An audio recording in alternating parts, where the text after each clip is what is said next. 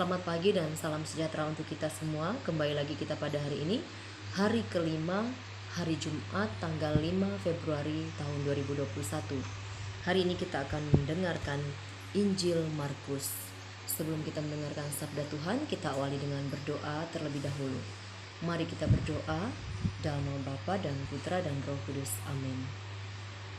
Salam Maria, penuh rahmat Tuhan sertamu, terpujilah engkau di antara wanita dan terpujilah buah tubuhmu Yesus. Santa Maria Bunda Allah, doakanlah kami yang berdosa ini, sekarang dan waktu kami mati. Amin. Bacaan dari Injil Markus, bab 6, ayat 14 sampai dengan 29.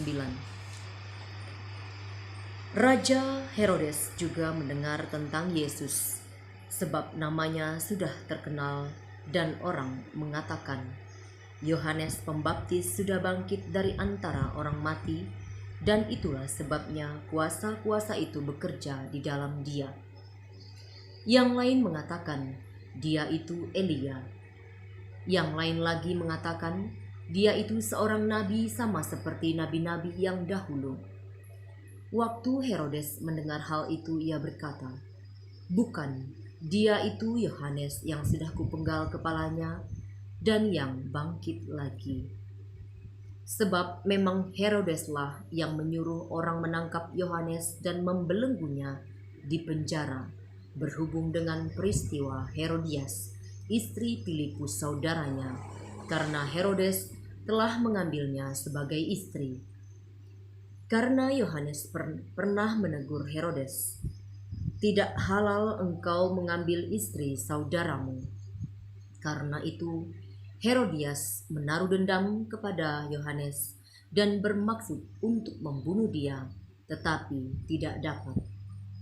Sebab Herodes segan akan Yohanes karena ia tahu bahwa Yohanes adalah orang yang benar dan suci, jadi ia melindunginya. Tetapi apabila ia mendengarkan Yohanes, hatinya selalu terombang-ambing, namun ia merasa senang juga mendengarkan dia. Akhirnya tiba juga kesempatan yang baik bagi Herodias, ketika Herodes pada hari ulang tahunnya mengadakan perjamuan untuk pembesar-pembesarnya, perwira-perwiranya, dan orang-orang terkemuka di Galilea. Pada waktu itu anak perempuan Herodias tampil lalu menari, dan ia menyukakan hati Herodes dan tamu-tamunya. Raja berkata kepada gadis itu, minta daripadaku apa saja yang kau ingini, maka akan kuberikan kepadamu. Lalu bersumpah kepadanya, apa saja yang kau minta akan kuberikan kepadamu, sekalipun setengah dari kerajaanku. Anak itu pergi dan menanyakan ibunya, apa yang harus kuminta? Jawabnya kepada Yohanes Pembaptis. Maka cepat-cepat ia pergi kepada raja dan meminta, aku mau supaya sekarang juga engkau berikan kepadaku kepala Yohanes Pembaptis di sebuah talam.